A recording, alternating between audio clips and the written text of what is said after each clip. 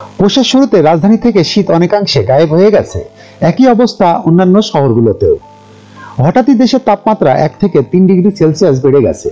বঙ্গোপসাগরে সৃষ্ট হওয়া লঘুচাপের প্রভাবে শীতের এমন বিপরীতমুখী আচরণ। বৃহস্পতিবার 19 ডিসেম্বর গণমাধ্যমে এসব তথ্য জানান আবহাওয়াবিদ মোহাম্মদ আব্দুর রহমান খান। তিনি বলেন, লঘুচাপটি এ বছরের প্রথম বৃষ্টি বলয়। এটি ঘূর্ণিঝড়ের রূপ না নিলেও রাজধানী সহ দেশের উপকূলীয় এলাকায় ঝরাবে মাঝারি থেকে ভারী বৃষ্টিপাত, যা স্থায়ী হতে পারে আগামী রোববার 22 ডিসেম্বর পর্যন্ত। লঘুচাপের প্রভাবে শীতের তীব্রতা এখন কমে এলেও তা বাড়তে পারে বুধবারের 25 ডিসেম্বরের পর। মোহাম্মদ আব্দুর রহমান খান বলেন, শীতকালে বৃষ্টিপাত কম হলেও এবার বৃষ্টির প্রবণতা রয়েছে। ধেয়ে আসছে এবছরে প্রথম বৃষ্টি বলয়। এটি ঘূর্ণিঝড়ের রূপ না নিলেও রাজধানী সহ দেশের উপকূলীয় এলাকায় ছড়াবে মাঝারি থেকে ভারী বৃষ্টিপাত। তিনি আরো জানান, বৃষ্টি বলয়ের কারণে উপকূলীয় অঞ্চল সাতক্ষীরা, খুলনা, বাগেরহাট, বরগুনা অঞ্চলের বৃষ্টিপাতের পরিমাণ তুলনামূলক বেশি থাকে।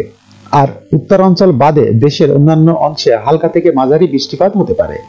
এদিকে সন্ধ্যায় আবহাওয়ার পূর্বাভাসে জানানো হয়েছে, আজ সারা দেশে রাতের তাপমাত্রা প্রায় অপরিবর্তিত থাকতে পারে।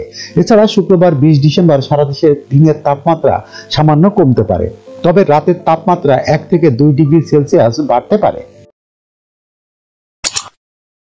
যখনকার খবর তখনই দেখতে চোখ রাখুন সুন 24 টিভিতে। চ্যানেলটি সাবস্ক্রাইব করুন।